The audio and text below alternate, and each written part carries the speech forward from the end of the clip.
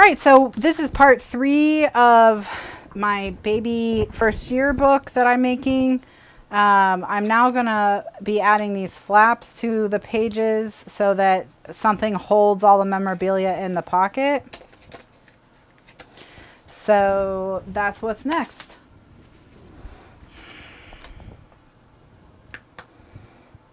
Oh, and I've got to put it this side down. Yeah. So, but yeah, Fran submitted a hashtag Glitter Party 2019 entry over the weekend, and it was using the original Easy 6x8 album, and this is a modification of the 6x8 album.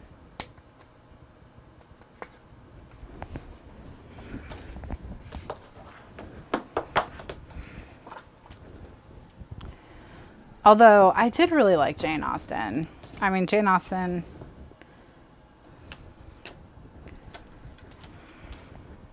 she is someone you should read. But you know who I'm not a fan of is Charles Dickens.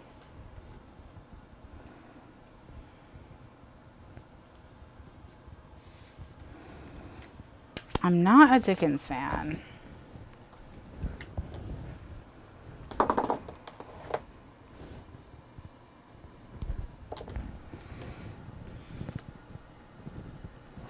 Now, my parents say that the reason that I don't like Dickens is because the first Dickens book I read was A Tale of Two Cities, which they told me is very polarizing. And my mom was an English professor, and she said Tale of Two Cities is very polarizing. And it's kind of like geometry. Like, a lot of people who love Tale of Two Cities don't like the other stuff that Dickens wrote. And then people who really like Dickens, they don't really like that one. So they blame A Tale of Two Cities.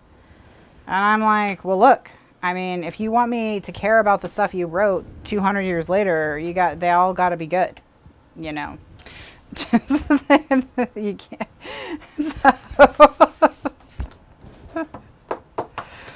So. And then my parents despaired. They were trying to get me to read David Copperfield, and I was just like, no.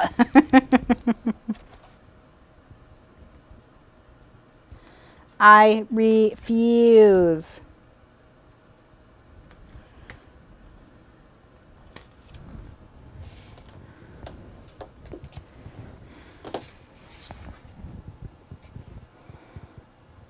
I was in Oliver Twist. I was the Artful Dodger in a school play. Did not make me like it anymore. That's such a weird book.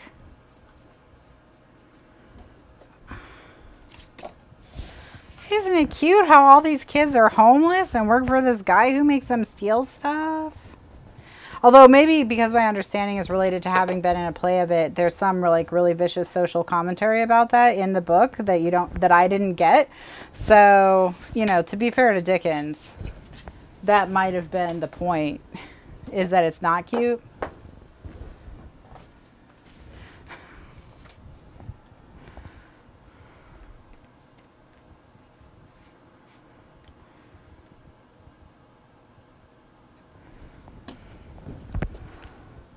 Candy says, I love reading, but I didn't like any books that they made me read. So here's my thing, okay?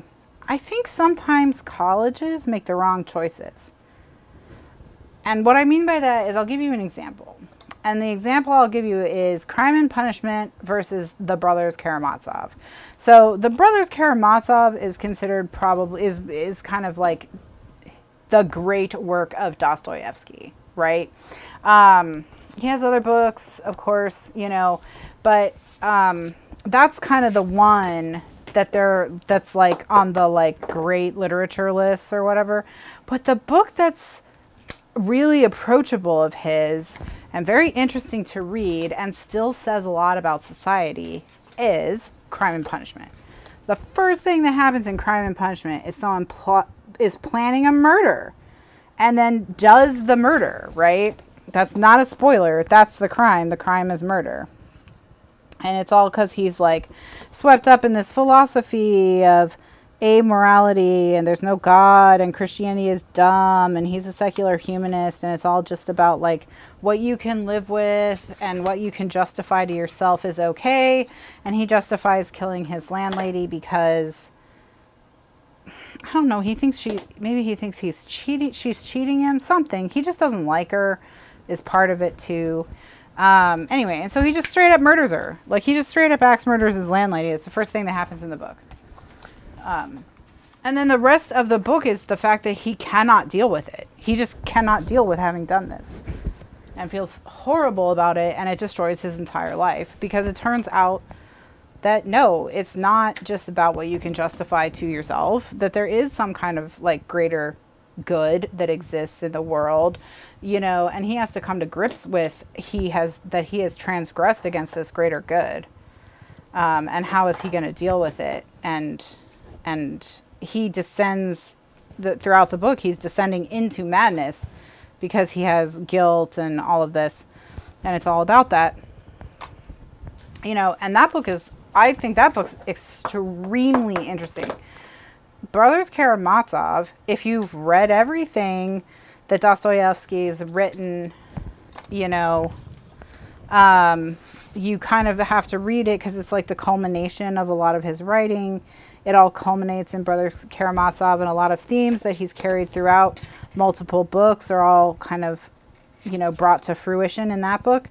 So if you love him and you've read all of his stuff, you read that one last and you're like, you know, you're just wallowing in like this great language and, you know, seeing all these ideas that you've been wrestling with and everything and, you know, yay.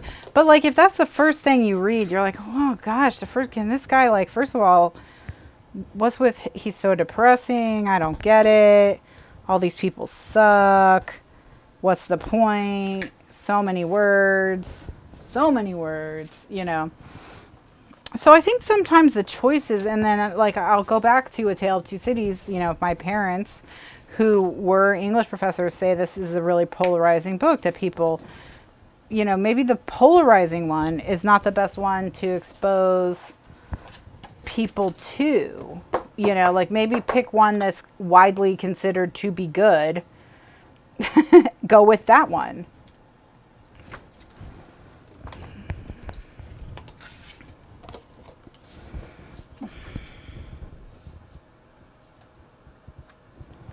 And so with Tolstoy, it's the same thing. It's like the one they make you read is War and Peace. And it's like, kill me. Like, unless you love Tolstoy. War and Peace is like, it's a slog. It's a slog, you know. And it's like Chekhov, the playwright, he's just like such an incredible understanding of the human spirit. And you just read his plays and his short stories, and there's a lot you can get from them without having to read War and Peace, you know, like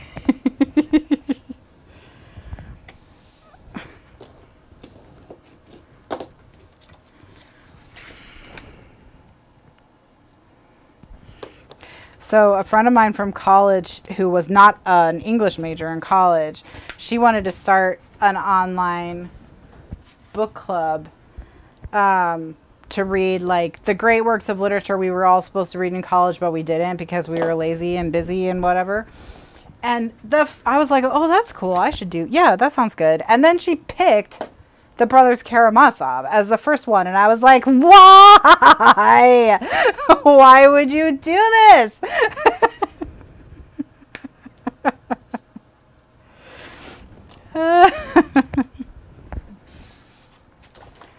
It reminds you of Too Many Notes from Amadeus. There's just too many notes. There's just too many notes. Amadeus is that is, if you've never watched it, you should watch it. You should totally watch it. Just cut a few and it'll be great. I mean, talk about an exploration of, you know, humans and jealousy and like recognizing that someone's better than you and not being able to live with it. Just not being able to live with the fact that someone's better than you because your head is not in the right place. Your heart is not in the right place. When someone's better than you at something, you should have one of two reactions. You should be first thing, you should be happy for them for being good, and then the second thing is you should work harder. You know, but it's like, or just be happy. You don't even have to work harder. You can just be happy for them and stop, you know. But you can also, if you think that unless you're the best at whatever, then you're not worth anything. If you get your worth from the wrong thing, you know.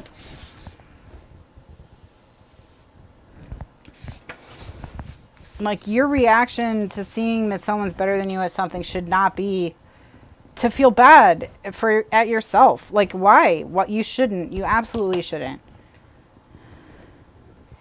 You should just be happy that there's someone you can learn from or whatever. So, I mean, and Amadeus is great for like just showing that whole aspect of like, you know, that whole idea of I have two dogs inside of me and whichever one I feed is the one that gets bigger, you know, that idea.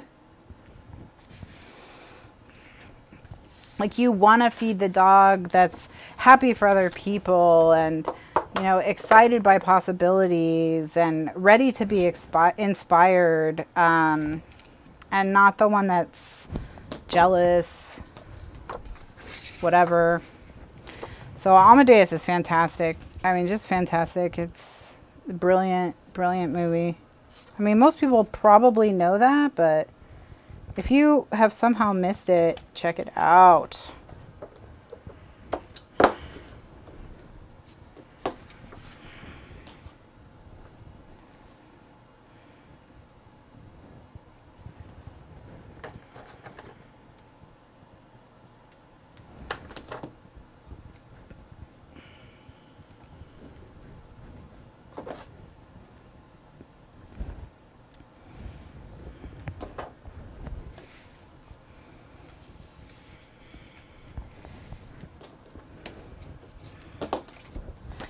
Okay.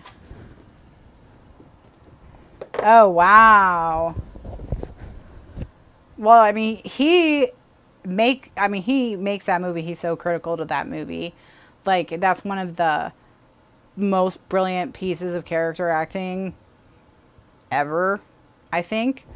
And if you enjoyed Amadeus, I encourage you to listen to the Amadeus episode of the podcast, The Cinephiles. I'm going to recommend a podcast to people who love movies. I'm going to recommend the podcast Cinephiles. They are so good at discussing a movie with loving the movie and teaching you something about the movie that makes what you already love about the movie even better. And they're not like so snooty or whatever, where it's just not like it's on another level, like where they're talking about like the type of cuts the editor is making or whatever, like where it's just above maybe what you necessarily care about. I'm gonna just see if I pull it up. Yeah, there it is. So The Cinephiles is what you're looking for. And they did Amadeus, and their discussion of Amadeus is just absolutely fantastic. Absolutely fantastic. So it's a great podcast in general. If you like are looking for a podcast about movies, they're just fantastic. They just add to the movie for you. They don't like take away from it or anything.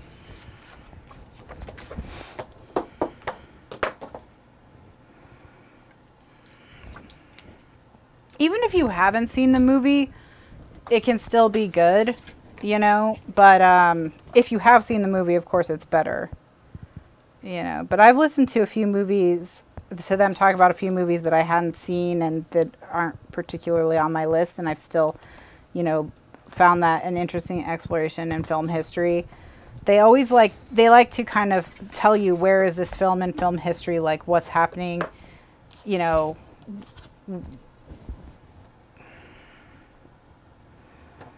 that made this movie come about, you know, things like that. They have good insight, and they don't always do like really like only Oscar winning type films. Like they did Indiana Jones and the Last Crusade, not the Last Crusade, the first one. Is that one called The Ark of the Covenant? That's probably just called Indiana Jones, huh?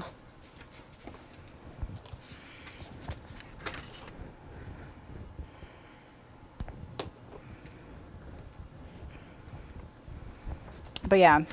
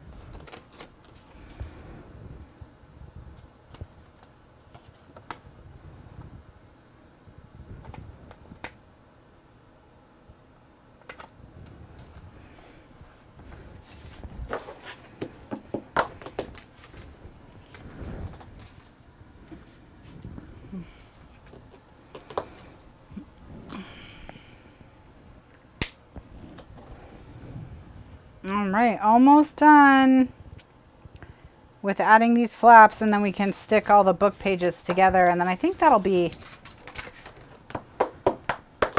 maybe where we end it.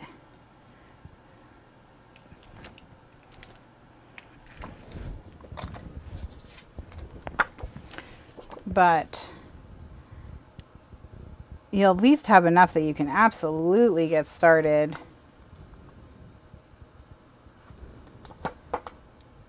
And then, you know, I'll come back and do some more decorating another time. Oops.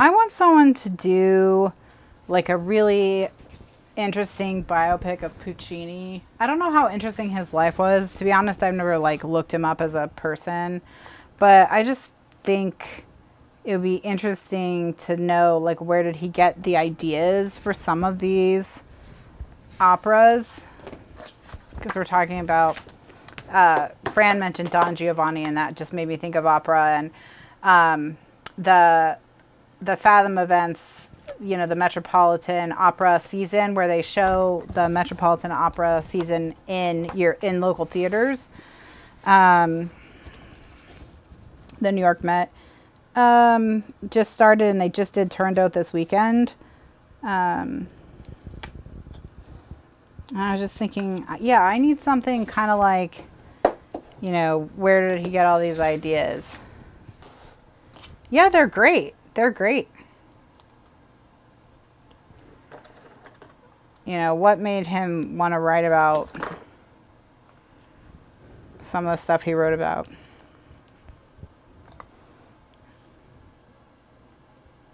Yay, Polaroids. So everyone, Barbara Jean made some double Polaroids for us. For the people who have cutting machines, so they don't have to make it with the frame punch. I made that at the end of Thursday night's show, and then Tiny Cat ate it. Before I was even done making it, she was eating it.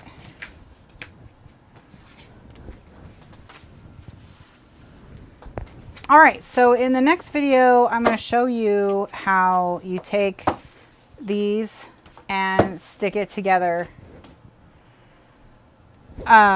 Stick them together. Tiny Cat, yes, Tiny Cat ate my Polaroid. She immediately pounced on it and destroyed it. She did not approve, or she loved it. I don't know which, but she immediately pounced on it. I wasn't even done like trimming it fully or whatever before Tiny Cat was eating it. So, all right, I will be back in part 4 to show you how to stick these pages all together so they become a book.